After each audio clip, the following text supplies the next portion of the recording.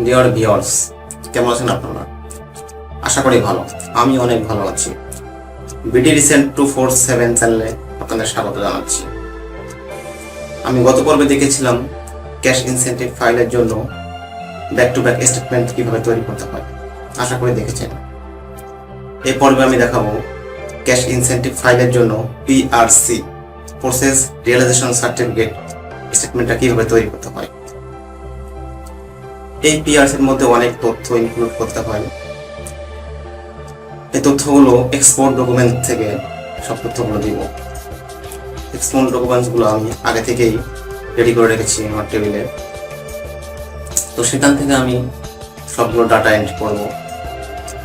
সাধারণত এক্সপোর্ট ডকুমেন্টসে আমি যেগুলো নিয়ে থাকি একটা ডকুমেন্টসের জন্য, প্রথমে থাকে ইনভয়েস, দেন প্যাকিং লিস্ট, দেন বিএল, দেন শিপিং বিল, দেন EXP। এই 5টা পেপারস থাকে একটা ডকুমেন্টসে। 5টা সাবমিট করলেই এনাফ। তো আমি এই ডকুমেন্টসগুলো থেকে PRC-তে তথ্যগুলো ইনক্লুড করবো। তো আমি কথা বেশি বলবো না, কারণ PRC পার্ট একটু বড় হয়ে যাবে। তো আমি এটা 2 পার্টে দেখাতে পারি। তো এই পার্টে যেতে পারি ততটুকু দেখাবো, নেক্সট পার্টে পরের অংশগুলো দেখাবো। আশা করি ধৈর্য ধারণ করে দেখবেন। বা চলুন কথা না বাড়িয়ে কাজে যাওয়া যাক।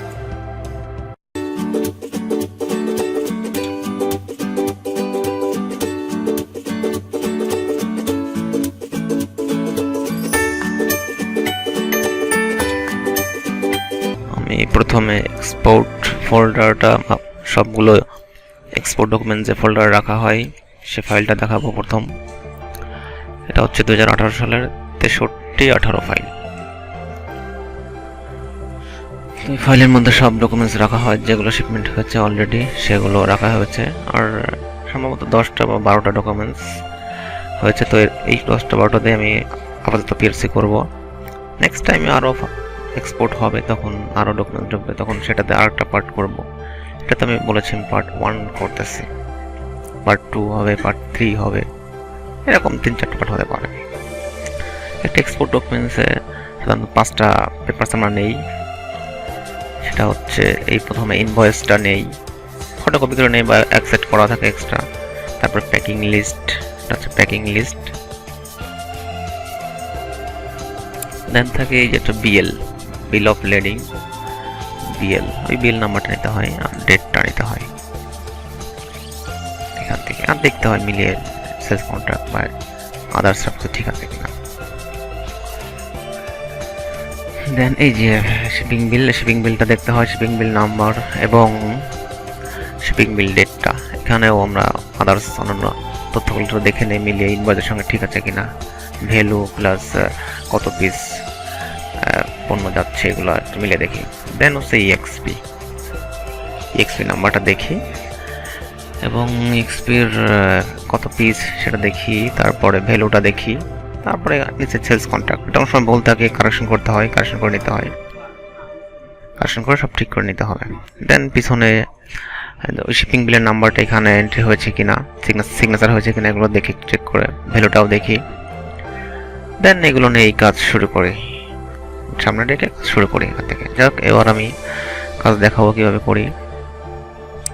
প্রথমে আমি আমার ফোল্ডারে ঢুকতেছি, মূল ফাইলে।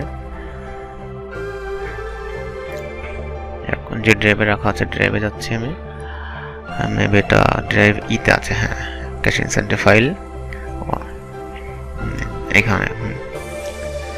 এই যে লেটেস্ট PRC 6318। এই PRC-টা একটু ছোট হবে, 2 পেজ হবে, কারণ অনলি 11টা ডকুমেন্টস, একটা পেজে 7টা করে ডকুমেন্টস এন্ট্রি দেওয়া যায়। যেহেতু 11টা, সেহেতু 2 পেজের মধ্যে হয়ে যাবে। অন্যগুলো 4 পেজ, 5 পেজ, 6 পেজ হয়। Export process realisation certificate against direct export, এখানে হচ্ছে সেলস কন্ট্রাক্ট অ্যাড্রেস থাকে ছোট বার্তায়। এটা ফরম্যাটটা থাকবে, এটা হচ্ছে এক্সিম ব্যাংকের ফরম্যাট। বিভিন্ন ব্যাংকে বিভিন্ন রকম ফরম্যাট হয়। এখানে সেলস কন্ট্রাক্ট নাম্বার, ডেট এবং বিল থাকে। এখানে FDBB নাম্বার, এটা ব্যাংক আপনার কোম্পানি থাকবে। এখানে হচ্ছে EXP নাম্বার, এখানে হচ্ছে কতটুকু পণ্য, কত পিস সেটা। এখানে হচ্ছে BL নাম্বার প্লাস ডেট। এখানে হচ্ছে যে ইনভয়েস ভ্যালু প্লাস ডেট। এখানে realisation amount plus forensic currency foreign currency এবং বাংলাদেশি টাকা। এখানে হচ্ছে ডেট অফ রিয়েলাইজেশন, কত তারিখে রিয়েলাইজ হয়েছে আমার এই ডকুমেন্টসগুলো বিদেশে গিয়েছে এবং সেগুলো ব্যাংকে কত রিয়েলাইজ হয়েছে সে ডেটটাই। যে এটা ফাঁকাই থাকবে, এটা ব্যাংক পূরণ করবে, এটা ব্যাংকের কাজ, আমাদের কোনো কাজ নেই এখানে। নিতে ভ্যালু হচ্ছে এটা একই হয় সবসময়, কোনো সব পার্থক্য হতে পারে, তবে সেটা রিয়েলাইজেশন সেটাই থাকবে।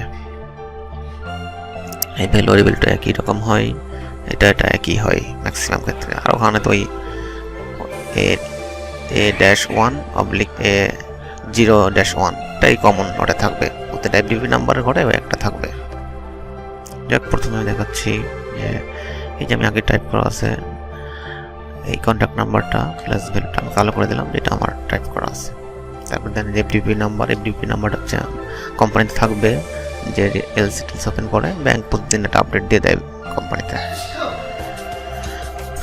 যাই হোক, এখানে সাব টোটাল, প্রতিটা শিটের subtotal, piece, value, realisation value, টাকা, সাব টোটাল, প্রতিটা পেজের সাব টোটাল এটা, আর নিচেরটা হচ্ছে গ্র্যান্ড টোটাল, সবগুলো পেজের গ্র্যান্ড টোটাল ওখানে আসবে। যাই হোক, এখন হচ্ছে আমরা মেল করে দিলাম যে দেখানোর জন্য যে কোন ঘরে কোন টাইপ করে দেখাবো আমি একটা দুইটা, তারপরে দ্রুত আমি সবগুলো কালো করে দেবো। প্রথমে আমার টাইপ করা আছে, যেহেতু এটা আমার করা আছে, এটা আমি কালো করে দেবো। এখন এটা কত, sales contact number, date plus value, এটা কালো করে দিচ্ছে, এটা আমার টাইপ করে গেছে। এবার এফডিপিপি নাম্বার, এটা থাকবে আপনার কোম্পানিতে, যখন আপনার ডিজিএম স্যাররা করতে দেবে এটা, তখন তারা এটা দিয়ে দিবে বা আপনি কালেক্ট করে নেবেন। এটা আপনার ডিজিএম স্যার, জিএম বা ক্ষমতাপ্রাপ্ত যে আছে দায়িত্বপ্রাপ্ত, তার কাছে থাকবে। এটা আপনাকে দিবে যে এখানে এফডিপিপি নাম্বারেই আপনার রিয়েলাইজেশন ভ্যালুটা সব থাকে এবং টাকার কত ডলার রেট ছিল সেটাও থাকে। যাকে আমি এফডিপি নাম্বারটা লিখে দিচ্ছি, জাস্ট আমি একটা কি দুটো লিখে দেখাবো, তারপরে এগুলো পার্ট বাই পার্ট কালো করে দেবো, যেটা আমি এভাবে টাইপ করছি। প্রথমে এফডিপি নাম্বারটা প্লাস ডেটটা আমি টাইপ করে দিচ্ছি। দেন হচ্ছে যে ইএক্সপি নাম্বারটা, এবার আমি ইএক্সপি নাম্বারটা টাইপ করব। আমি সেই ডকুমেন্টস থেকে ইএক্সপি নাম্বারটা দেখে টাইপ করে দেবো এখানে। এক্সিম ব্যাংকের ইএক্সপি 1949, মাঝখানে সংখ্যা, তারপরে ইয়ার। তো এটা আমি ইনভয়েসের উপরে দেওয়া থাকে, আমার ইএক্সপি দেওয়া থাকে, আমি দু জায়গা থেকে মিলাই দেখি, মিলিয়ে আমি জাস্ট টাইপ করে দেবো এখানে। জাস্ট ইনভয়েসগুলো দেখে, ডকুমেন্টসগুলো দেখে টাইপ করে দেওয়া, সেটাই সবই লেখা থাকবে উপরে, সেভাবে আমি সব টাইপ করে দেবো। পরের ঘরটা দেখতে পাচ্ছেন, পরের কলামটা হচ্ছে যে কত পিস গিয়েছে, মিন্স লেডিস শার্ট, যে কোনো একটা হতে পারে। এই যে আমি দুটো দিয়ে রাখছি, means shirt oblique ladies shirt. তো কত পিস আমি সেটা লিখবো এখানে।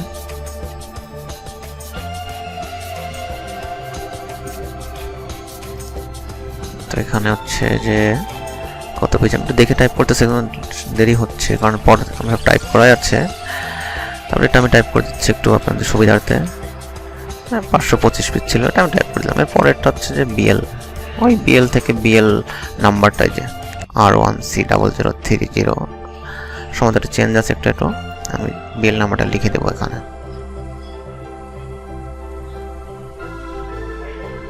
বিএল নাম্বারটা টাইপ করতেছে, আমি দেখে করতেছি, লেট হচ্ছে, পর্ব অনেক লং হয়ে যাবে, এই জন্য আমি পরেগুলো কালো করে দিয়ে দিব।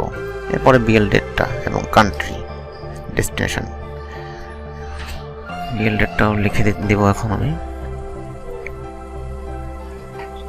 যেটা হচ্ছে 17/1/2019, অস্ট্রেলিয়া থাকবে, আমার টাইপ করেছিল আগে। এবার আমি ইনভয়েস ভ্যালুটা এখানে দেবো, আবার ইনভয়েস ভ্যালু কত ভ্যালু আমি দেখে টাইপ করে দিচ্ছি, $1942.50 এটা হচ্ছে invoice number EAL big W/78318। আমার যেটা আছে, আমার পেপারসে যেটা আছে, আমি সেটা টাইপ করে দেবো। একটু লেট হচ্ছে কারণ আমি দেখে নিচ্ছি সঠিকটা, পরবর্তীগুলো আমি আর ওইভাবে টাইপ করবো না, জাস্ট কালো করে দেব। সব কিছু মিলিয়ে নেয়, পিআরসিটা একটু সতর্ক হয়ে করতে হবে, কারণ পিআরসিটা ভুল হলে পারে পরবর্তী সবগুলো ভুল হবে। এই জন্য পিআরসিটা খুব সতর্কতার সাথে টাইপ করতে হবে, যেন ভুল না হয়। কারণ এটা যেহেতু ব্যাংকে নিয়ে এটা অডিট করাবে। আজ এ পর্যন্তই। ডিয়ার ভিউয়ার্স, এর বাকি অংশ দেখবেন আগামী পর্বে।